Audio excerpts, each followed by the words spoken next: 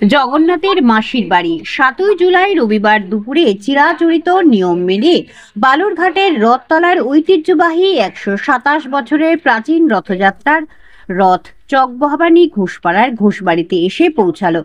এখানে বিগ্রহ পূজা ও জগন্নাথ দেবের ভোগের পাশাপাশি জগন্নাথের মাসির বাড়ি থেকে ভক্তদের প্রসাদ বিতরণের পর আবার রথতলার মাঠে গিয়ে জগন্নাথ পৌঁছবে এবং সেখানে রথের মেলা শুরু হবে। ঘোষবাড়ির অন্যতম সদস্য সুজয় ঘোষ, রাসু ঘোষ জানিয়েছেন, চকভবানী রথতলায় রথযাত্রার ঘোষপাড়ায় মাসির বাড়ি উৎসব আমাদের দিয়ে তৃতীয় পুরুষ চলছে।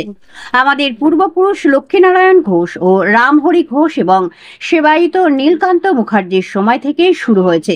আগে রথযাত্রার পর থেকেই উল্টো রথ পর্যন্ত 7 দিন ব্যাপী ঘোষপাড়াতেই জগন্নাথ দেবের পুজোর পাশাপাশি ভগবত পাঠ, কীর্তন ও ভক্তদের প্রসাদ বিতরণ করা হতো।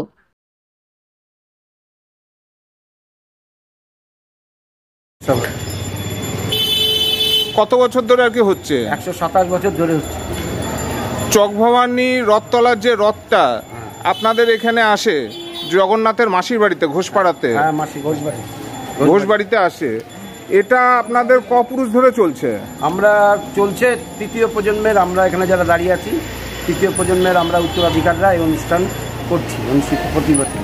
এই প্রথা কে শুরু করেন আপনাদের পূর্বপুরুষদের? তার নাম কি? দাদুরা লক্ষ্মীনারায়ণ ঘোষ, রামহরি ঘোষ এবং এখানকার চকভবানী এলাকার আরও গণ্যমান্য ব্যক্তি নীলকান্ত মুখার্জি আমাদের কুলপুরোহিত ছিলেন এবং আরও এখানকার নাগরিকবৃন্দ যারা ছিলেন তারা মিলে করেছেন। কি হয় এই রথযাত্রার দিন এখানে আপনাদের এখানে মাসির বাড়িতে যে আসে কি হয়? আমরা 7 দিন ধরে দুবেলা ভোগ আরতি, তারপরে নাম কীর্তন অনুষ্ঠান, প্রসাদ বিতরণ, যেটা যে আজকেও আমাদের এখানে রথ নিয়ে আসলো। আমরা এখনই অন্নের ভোগ বিতরণ অনুষ্ঠান এবং বিগ্রহ পূজা হচ্ছে, তার প্রসাদ বিতরণ অনুষ্ঠান কাজ আমরা এখনই শুরু করব। পূজা শেষ হলেই প্রতিবারের না, এবারও আমাদের এখনই শুরু হবে। আপনার নাম? Sujoy Ghosh. This channel does not promote any violent, harmful or illegal activities. All content provided by this channel is meant for an educational purpose only.